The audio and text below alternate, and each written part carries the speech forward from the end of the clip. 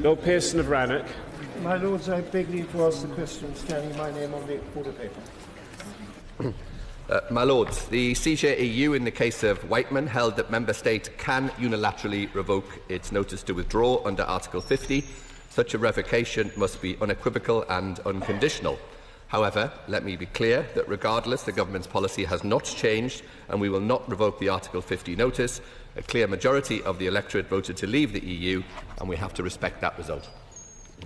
My Lords, I thank the noble Lord for that reply, but I would have thought that the Government would welcome this attempt at fresh thinking with rather more enthusiasm. Because, my Lords, the Commission is clearly the enemy of our successful Brexit, while the real people of Europe should remain our friends. So first, my Lords, will the noble Lord confirm that the UK has unilaterally withdrawn from 52 treaties since 1998, and explain why we can't resile from these clauses of Article 50?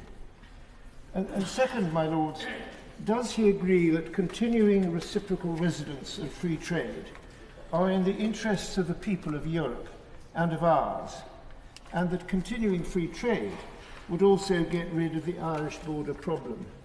In short, my Lords, whose side is the Government on? The Eurocrats or the people? Well, I thank the noble Lord for his questions. I'm slightly surprised to be hearing from him a suggestion that we should revoke Article 50. Indeed, not all of Article 50, but just part of it. And I'm afraid that doesn't work. The reality is that the EU have said that the negotiating party is the European Commission. That's who we are conducting the negotiations with, but the noble Lord will be pleased to hear that we are leaving the European Union. I congratulate the noble Lord Pearson for acknowledging the authority of the European Court of Justice and recognising its judgment that the UK's unilateral revocation of Article 50 so that we stay in the EU, as the noble Lord the Minister has just mentioned, would be possible. But doesn't the Government agree that the rest of these suggestions, in a somewhat muddled question, the rest of the suggestions are for a crash-out Brexit, which would be disastrous, as Business Minister Richard Harrington has said? Well, of course, we don't want no deal, if that was the implication of the noble lady's question. But that is the legal default option, both under the Article 50 process under European law and now under British law. So we are preparing for that eventuality. Lords, any no-deal departure would put in jeopardy the people of Gibraltar, their right to self-determination and their 300-year-old relationship with the Crown. But we read yesterday that the Spanish government wants to use the EU's no-deal plans to push for the decolonisation of Gibraltar. This is the sort of risk that no deal brings. So could the noble Lord the Minister, A, reassure us that Gibraltar is uppermost in their negotiations and that we will make sure we do not depart without a deal? Well, let me say to the noble lady that, of course, I can give her that reassurance that we are negotiating hard alongside Gibraltar. Gibraltar will leave the EU at the same time as the UK does. But asking me to rule out no deal, as the Labour Party continue to do, is an impossible job. There are essentially three solutions to our current predicament. We can either have a deal, we can have no deal, or we can have various forms of remain. The Labour Party tell us that they're against this deal, they tell us they're against no deal, and yet they tell us they want to respect the results of the referendum. You really need to decide what you're actually in favour of rather than what you're against. My Lords, did my noble friend see the question time from Derby last Thursday? And did he see the reaction of the audience to the suggestion that we might defer Article 50? And is it not plain as a pikestaff that the entire country want an end to this matter and are fed up with the manoeuvring and the parliamentary activity which is undermining our constitution and wish us to get on with doing what they voted for, which is to leave the European Union and become an independent country? Well, the noble Lord makes a powerful point, as always. I think most members of the public do want to see us just get on with it. And an extension to Article 50 is not a solution. It's just deferring the date that a decision has to be made. So, yeah, we do want to get on with it, and we do want to leave on the 29th of March. In his answer to my noble friend on the opposition front bench, the Minister used a rather strange form of words. He talked about various forms of Remain. Would he like to enlighten the House as to what those various forms might be and whether the government is considering them?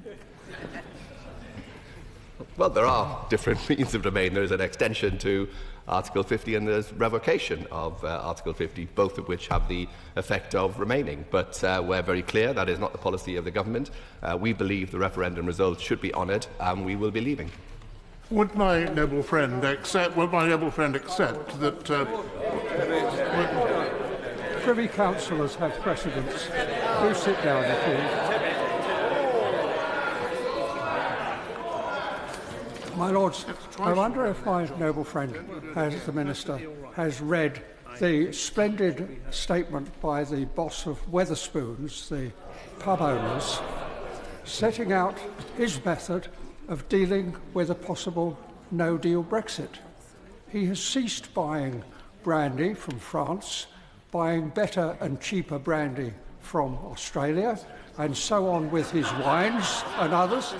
The customers are getting better and cheaper liquor, and the company is making better profits. Isn't that a typical result of leaving with no agreement? I'm not sure I want to give, from the dispatch box, advice to Wetherspoons on their purchasing policies. I hope they will continue to serve their customers well, and I hope they will continue to make a profit. But let me say to my noble friend that no deal is not our preferred outcome, but as I said earlier, it is the legal default, but the best way to avoid no deal is to vote for a deal. My Lords, does the Minister really think that cheap brandy from Australia is better than French brandy? Does he really think that? And while he's at it, would he agree that free trade under the World Trade Organization, quote unquote, as proposed by the noble Lord Pearson, would mean a hard border on the island of Ireland under WTO rules and under EU rules? Forgive me. Order. Carry on. My Lords, what I love about these question time sessions is that no matter how much preparation you do, you never cover where the questions could go. So I have to say I've done no preparatory work whatsoever on the quality of different brandies from across the world and whether or not Wetherspoons should purchase them or not. But I can reassure the noble Lord that we are totally committed to having no border between Northern Ireland and Ireland. Lord Lexden. I beg leave to ask the question standing in my name on the order paper. Restoring the executive remains the Secretary of State's top priority. As she has set out, there is a need to rebuild political dialogue between parties, and she is continuing to encourage the parties to come together to work towards restoring devolved government. The Secretary of State continues to speak regularly with Northern Ireland political leaders to achieve this aim. The DUP has repeatedly made clear that it wants to get back into the Northern Ireland Executive. What is the government's assessment of Sinn Féin's current position? How seriously have public services, particularly health services, deteriorated during 2 years without democratic oversight, due to the fact that Stormont is both the upper tier of local government in Northern Ireland as well as a devolved legislature? On the 30th of October, the House was told from the front bench that there needs to be a new momentum. Where is that new momentum? There were 3 questions inside that. The first is an assessment of where Sinn Féin rests at the moment. There does need to be greater action from all the parties to bring about resolution of an executive. We have not achieved that, and I cannot give the comfort to the noble Lord that I would like, nor to the people of Northern Ireland. In terms of the question which I know the noble Lord Empey has raised on a number of occasions regarding the health service, we continue to invest in the health service but recognise the shortcomings of the current system. It cannot go on, I have said that before, and it will not go on. And the reality remains that we must do more to try and bring it about. That momentum itself, I hope, will achieve something within the window that we opened for negotiations to settle this. That is what we must deliver, and that window will last until March. My Lord, the situation is this, that despite the statements that have been made from the front bench over a number of months, there is no process taking place led by the Secretary of State to get negotiations going. As a consequence, a vacuum has been created. That vacuum is being filled already, we saw at the weekend, by the men of violence. Will he prevail upon his right honourable friend in the other place to get our skates on and get a process started to get this matter resolved? And it could have helped us greatly over the Brexit problem if there was a proper process that was leading to a conclusion. I can assure the noble Lord that the Secretary of State for Northern Ireland does indeed have her skates on, but unfortunately not everyone else is wearing their skates and willing to dance to the same tune, and that remains a challenge that we face. We are in a difficult situation just now because not everyone is facing in the same direction. But the reality remains that good governance must be the first task of this government, and we will deliver that by whichever means is required within the time frames that we have set out. My Lords, given that there's no progress, would the Minister care to comment on the suggestion that has been made from this side on several occasions that if the Secretary of State can't bring the parties together, can we have an independent, impartial person to chair such meetings between the parties in the way that Senator George Mitchell did way back leading up to the Good Friday Agreement? The noble Lord has made that point, as indeed have many others on that bench. We are actively considering a facilitator to bring about greater communication between the parties, and we hope that that will lead to the breakthrough that we need. My Lords, that Brexit may be extended well beyond the deadline in the legislation for restoring the Assembly in Northern Ireland. And in those circumstances, in accordance with what Lord Dubs has said, isn't it really time the government appointed a mediator, first of all to get the parties together, to propose interim solutions such as re-establishing the scrutiny committees, and to stop allowing the parties to blame each other for their total abdication of responsibility? As the House has heard already, the noble Lord Callanan made very clear that we will not be extending this particular process at all. That is not the ambition or the intention of the government. However, we do need to recognise that irrespective of Brexit, this is about good governance in Northern Ireland, and it isn't good governance in Northern Ireland today, because we cannot solely rely upon a civil service to deliver what elected representatives should do, and we recognise that for what it is, and that we are now in the twilight of that particular opportunity. It will darken and we will move on. My Lords, could I ask the noble Minister, is it not time? Thank you. Could I just say in response to Lord Lexden, and I can confirm that my party, the DUP, are ready to go into government and back into Stormont tomorrow without any preconditions. But the truth of the matter is this, that services are not being delivered on our health and education, and so therefore does the noble Lord the Minister not agree with me that until Stormont is restored and devolution is restored, that it's time to consider installing direct rule ministers, and this is the best way to gain momentum and impetus in restoring devolution to Northern Ireland? The noble Lord is correct. Nothing is off the table, and we cannot, unfortunately, take off the table direct rule, much as I would like to do so.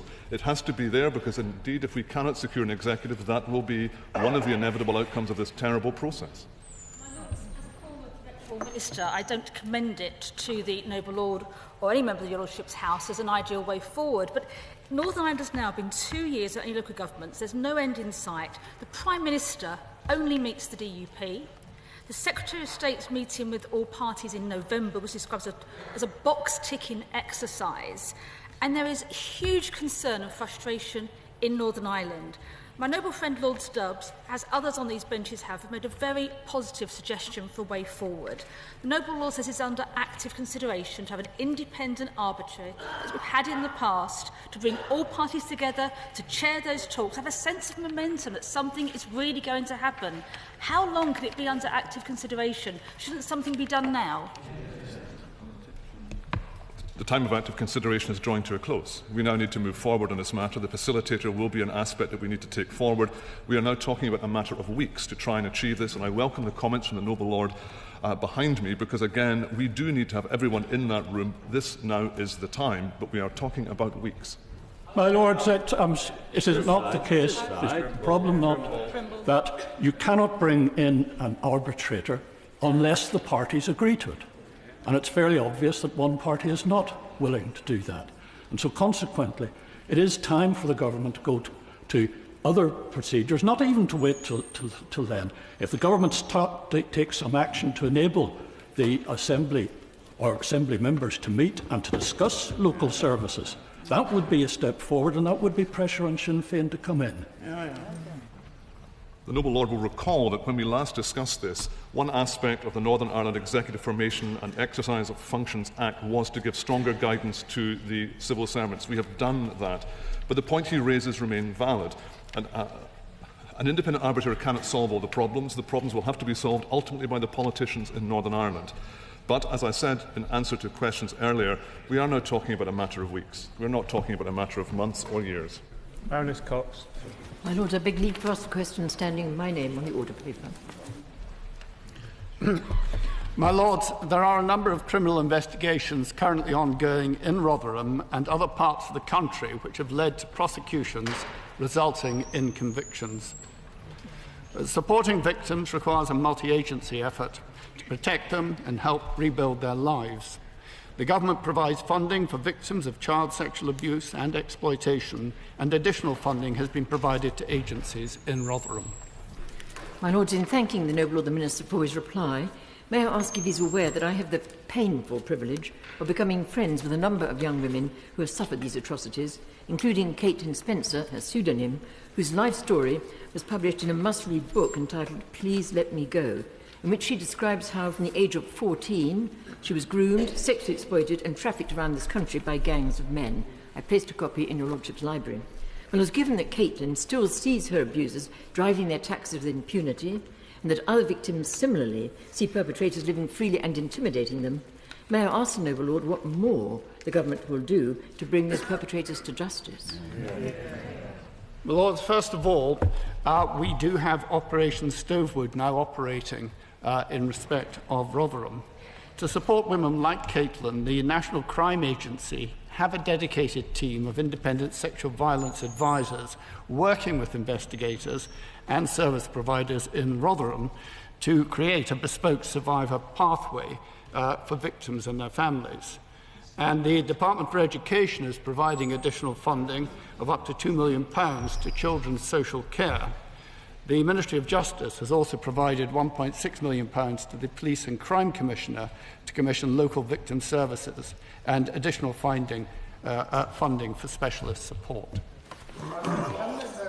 Lord, say a little more about what lessons may have been learned to help victims of grooming through the prosecution process itself, and are any further steps planned to help support victims through these very difficult cases?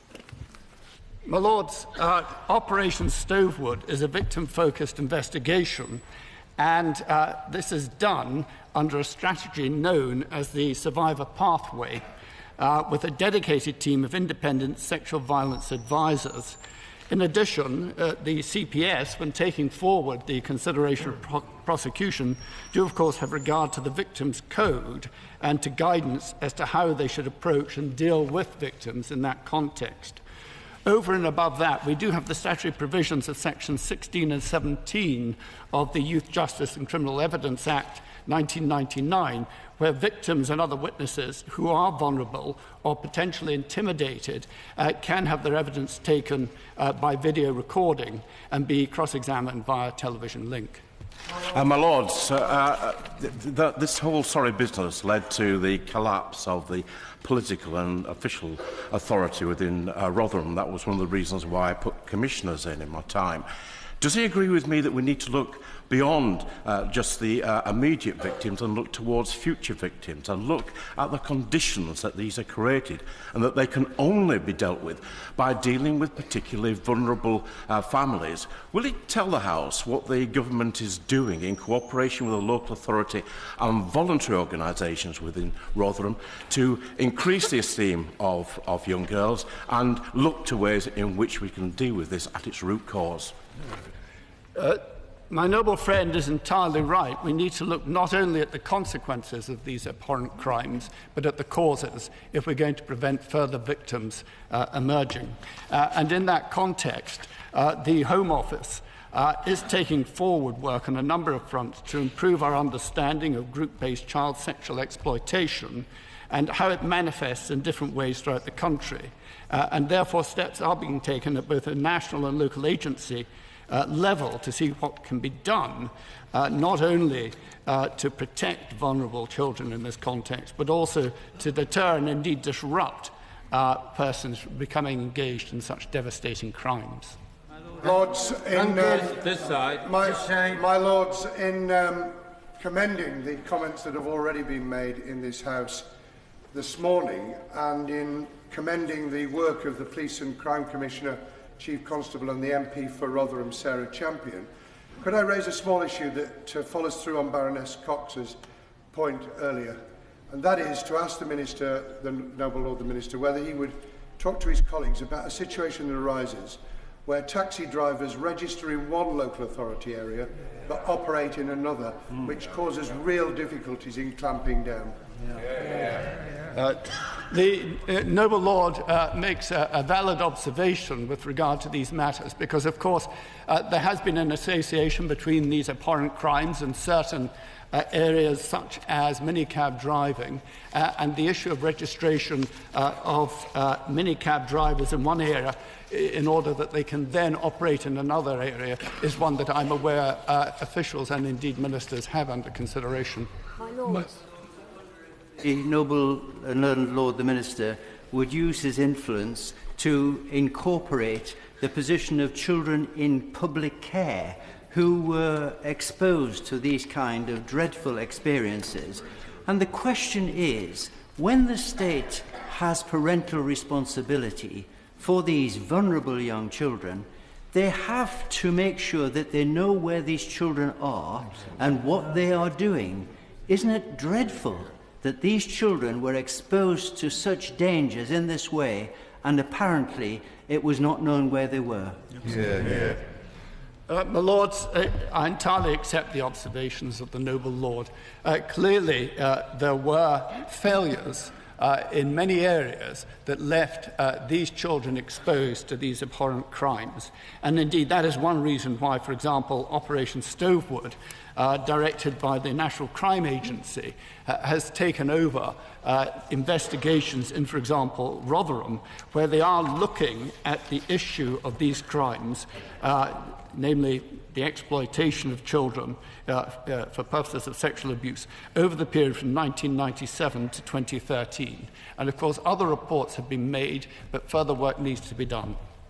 My Lords, is it not worth transferring money over from the Criminal Injuries Compensation Scheme fund, where it relates to claimants for sexual offences, over to spending money on counselling of victims, as indeed is the case in Germany, where they have a far more substantial budget to be spent on that particular area? Well, as the Noble Lord may be aware, changes to the Criminal Injury Compensation Scheme have been considered and addressed in the context of the victims of child sexual abuse. So some changes have been made there, but I cannot indicate that further material changes are going to be made to the scheme at this time. Roberts of Llandudno. I beg leave to ask the question standing in my name on the order paper. My Lords, we understand that insulin is vitally important to many people with diabetes in this country. Indeed, I am a diabetic myself. Our contingency plans aim to ensure that the supply of insulin and other essential medicines to patients is not disrupted in the event of a no-deal exit. In August last year, the Department of Health and Social Care wrote to all pharmaceutical companies that supply prescription-only medicines and pharmacy medicines to the UK that come from or via the European Union or European Economic Area, asking them to ensure a minimum of 6 weeks additional supply in the UK over and above existing business-as-usual buffer stocks by 29th of March this year. Is the Minister aware that 99% of the insulin used in the UK is manufactured in Denmark and Germany, and that the 421,000 diabetic type 1 users of insulin are often feeling quite anxious about what will happen. Can she give me the guarantee, a pledge, copper-bottomed, totally simple, that there will be enough insulin available if we leave Brexit? And also, can I ask for an assurance from the government that every single insulin user will have a contract, a legally binding contract from the government pledging this availability of sufficient insulin for them in the future? My Lords, of course it's very important that we give assurances to all patients, irrespective of whether they're insulin users or not, and the government has given that assurance, and we've made very strong contingency plans to ensure that supplies do come in to the UK unhindered. The Noble Lord is right. 3/4 of medicine based on the regulator's licensing data from early 2018 are imported via or through the UK. Of course, I can't give any copper guarantees because there's no such thing as guarantees in life. But what I can say is that the government, but the government takes this issue very seriously and has put in proper contingency plans, and I am assured, as a diabetic, that those plans are suitable. My lord. As Noble Lord Roberts says, all the analogue synthetic human insulin comes from outside the UK. Given that the government has already warned us that ports like Dover and Folkestone will have greatly reduced capacity for at least 6 months if we crash out of the EU, and given that the stockpiles the Noble Lady has mentioned certainly will not last 6 months, they will last 6 weeks, in the circumstances of a looming shortage of life-saving medication, how does the government plan to ration insulin? How will they decide who gets it and who doesn't get it? My Lords, there's no such thing as rationing, and we will not be rationing insulin. And I just want to make that absolutely clear. As well as the 6-week stockpiling activities that remain critical as part of our contingency planning, we're also ensuring that there is sufficient roll-on, roll-off frigate capacity to enable these vital products to continue to move freely into the UK, and medicine and medical products will be prioritised to ensure that they are on alternative routes. The government has agreed this. And in terms of capacity, we have indicated that we will have a number of warehouse facilities where we can keep refrigerated and other medicines that we need to ensure that these can be used as and when it's necessary. And on top of that, can I just say, it's very important because it's a very important issue, we do have a serious shortage protocol which has been agreed on the 18th of January. This was laid via the Human Medicines Amendment Regulations before Parliament, and this statutory instrument ensures that if there is a serious shortage, we will enable pharmacists to look at other ways of dealing with this issue. My Lords, in the autumn of last year, my noble friend may recall that Novo Nordisk... that the main manufacturer of insulin to which Lord Roberts referred, Novo Nordisk, the Danish company, has 4 months' supply in this country already. Secondly, is it not the case under the WTO Pharmaceutical Tariffs Elimination Agreement, which applies to everybody, that there are no tariffs on medicines? This applies to 10,000 different products, covers 90% of the world's trade in pharmaceuticals, and given what was announced today by the head of Calais Port and in this morning's newspapers about extra flows and flow being maintained as normal in Calais, isn't it ridiculous to think that we are going to obstruct things that we need, or that the Europeans are going to obstruct things they want to sell to us? My Lords, I couldn't have put it better myself. I entirely agree. My Lords, there is already evidence that some insulins are going on restricted supply, which means that the pharmacist, once she's used up her allowance, will have to spend valuable time going direct to the manufacturer to prove she has the prescription. Pharmacists tell me this is a nightmare and takes a lot of time they could otherwise spend advising patients. What advice would the Minister give to pharmacists in this situation? My Lords, certainly the Department is not aware of the kind of the issues that the noble lady has raised. We're working very closely with the regulator and with the pharmacists, and indeed with the Pharmaceutical Services Negotiating Committee, and we're keeping everything under review.